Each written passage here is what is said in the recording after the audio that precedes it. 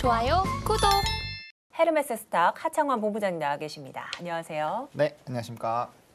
네, 이제 문화체육관광부가 K 콘텐츠 수출 전략을 발표를 했습니다. 현재 글로벌 시장에서 입지를 좀 공고히 하고 있는 K 콘텐츠 어떤 국면을 좀 맞이하고 있을지 관심이 쏠리는데 현재 주가 측면으로 살펴봐야 될 것 같습니다. 주가가 좀 어떨지도 궁금하고요. 이 네. 주가의 기대감이 좀 반영된 모습일까요? 사실 뭐 오늘 장에서는 기대감이 전혀 반영이 안 되어 있다라고 보시면 좋을 것 같습니다. 워낙 시장 자체가 챗 GTP와 관련된 종목군들 위주로 시세가 분출이 되고 있기 때문인데요. 뭐 아무래도 미국장에서도 그렇고 국내장에서도 그렇고 그 관련된 종목군들이 움직이다 보니까 기타 다른 이슈에 대해서는 어느 정도는 아직까지 좀 부각은 되지 않고 있습니다. 다만 중기적인 관점으로 본다면 충분히 오늘 발표된 이제 기존에 발표된 K 콘텐츠 수출 관련된 이런 정책 모멘텀은 충분히 좀 기대를 해보실 수 있지 않을까라고 보고 있는데요.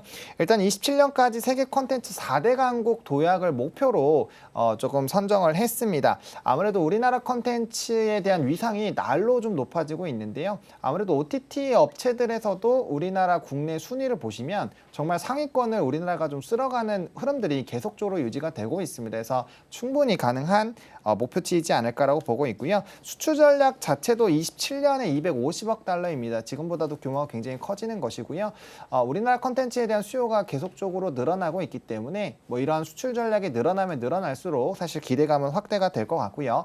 특히나 플랫폼 영역을 좀 확대한다라는 추세에서 뭐 OTT에 대한 경쟁이라든지 기타 플랫폼들에 대한 수요도들이 좀 높아지지 않을까라고 보고 있고요. 이번에 좀 강조된 부분들은 이런 콘텐츠의 IP 부분입니다. 아무래도 최근에 뭐 이런 콘텐츠 섹터가 워낙 좋은 흐름들이 나타났을 때 웹툰 관련된 종목군들에서도 좀 좋은 모습을 보여줬는데 아무래도 기존에 굉장히 많은 소설이라든지 이런 IP들이 있는 그런 기업들 같은 경우가 콘텐츠가 무궁무진하게 나올 수 있어서 그런 부분들을 좀 강조했다라고 보시면 좋을 것 같습니다. 네, 그럼 관련해서 또 문화체육관광부 박보균 장관은 또 콘텐츠 사업 내 자금 부족 해소를 위해서 이 정책 금융 대폭 지원을 하고 영세 콘텐츠 기업의 어려움을 좀 해소하겠다라고 이렇게 발언을 했습니다. 네. 자, 그렇다면 중소형 콘텐츠 관련주에 더 직접적인 수혜를 기대해봐도 좋을 상황일까요? 사실 이제 중소형보다는 아무래도 이제 대형 업체들이 조금 더 수혜를 받겠죠.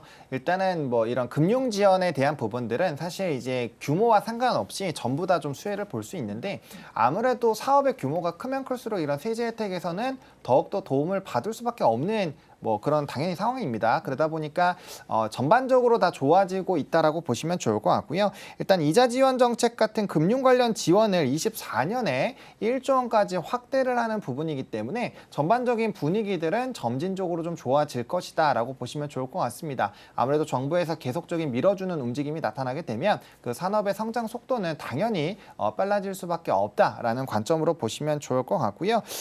그리고 이제 해외 진출 프로젝트 그리고 국내 기업이 참여해서 해외 제작을 하는 프로젝트에도 좀 긍정적인 정책들이 나왔습니다. 아무래도 수출 전략을 위해서는 해외적인 프로젝트가 많이 늘어나야 되기 때문에 거기에 따른 좀 긍정적인 프로젝트가 나왔다라고 보시면 좋을 것 같고요. 실질적으로 우리나라 콘텐츠가 얼마나 해외에서 많이 유통되고 또 이제 뷰 시간이 높아지는 것이 결국엔 콘텐츠의 수익성을 또 가를 수 있는 주표가 될 수 있기 때문에 이러한 정책들은 아무래도 우리나라 기업들의 조금 힘을 뒷받침해주는 그런 요인이 될 것으로 생각을 하고 있습니다.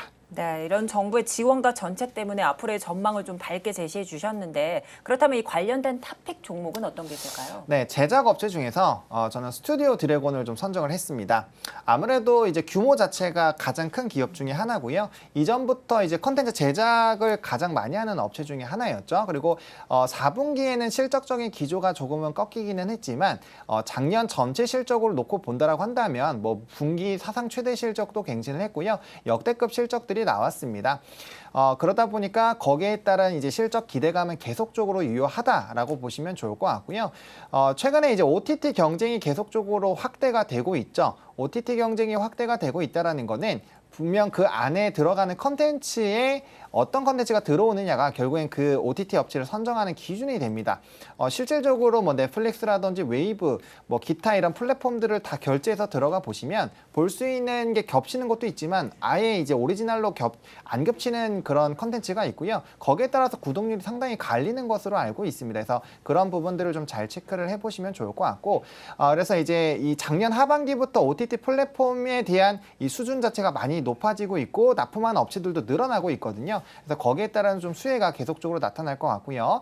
또 최근에 중국에서의 OTT 개방이 나왔는데 그 작품들 중에서 스튜디오 드래곤 작품이 있었습니다. 그래서 이제 중국에 대한 개방 움직임들이 추가로 나오게 된다면 그 안에서의 좀 수혜도 기대를 해볼 만하다. 그리고 이제 얼마 안 남았죠. 연지나 또 이제 2부가 시작이 될 텐데 아무래도 거기서 좀 인기몰이를 하지 않을까라고 보고 있고요.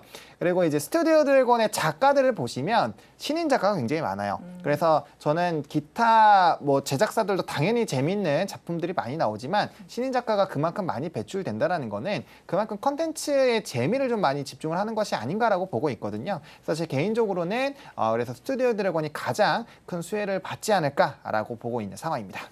네, 그렇습니다. 자, OTT 플랫폼에 대한 인기와 함께 이 기대감으로 더욱더 승승장구하고 있는 스튜디오 드래곤인데, 자, 그렇다면 이 가격 전략이 좀 궁금하실 것 같습니다. 네, 지금 최근에 좀 주가가 많이 눌러져 있는 상황이어서 뭐 부담 없이 접근이 가능하다라고 보고 있고요. 그래서 이제 73,000원부터 75,000원까지 분할로 접근을 해보시면 좋겠고요. 1차 목표가는 10만 원입니다. 그래서 충분히 이전 고점 갱신해서 상승력이 나올 수 있다라고 보여지고 있는 상황이고요. 손절 라인 같은 경우는 68,000원으로 제시를 드릴 텐데 일단 목표가를 보시면 아시겠지만 전고점 돌파해서 움직여야 되기 때문에 단기적인 관점으로 보신다면은 전고점 상단 부분인 88,000원에서 9만 원 사이 보시면 될 것 같고요. 중장기적으로 보신다면 10만 원까지 상방에 열어놓으시고 접근 대응해 보시면 좋겠습니다. 좋아요, 구독!